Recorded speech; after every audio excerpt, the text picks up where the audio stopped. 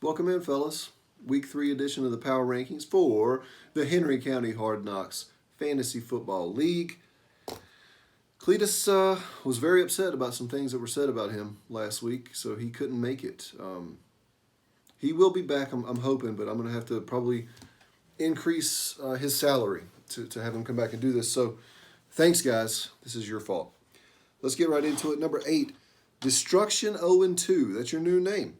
6th in points scored. Mike Davis and Devin Singletary as your flexes.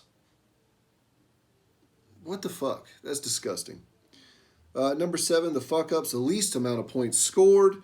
That bench is as weak and as thin as Nick Johnson's circa 2007. The Dean team, the most points scored in week 1, the least points scored in week 2. High ceiling, low floor, that's a product of that 0 RB terrible fantasy football strategy. Number 5, VA Cowboy Killer Bryson. Most points scored against both weeks.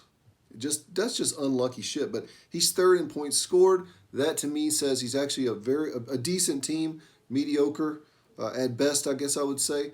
But he definitely has some potential, so he's number 5. Number 4, didn't do nothings.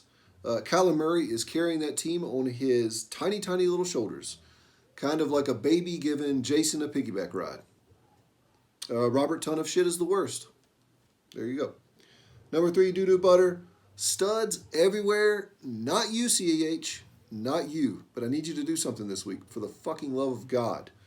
And I got Ayuk and Sutton off of waivers? Lord have mercy. That's ridiculous. Number 2, Big Chill Squad 2K20 apparently. He's living in the past because he knows he has no future this year.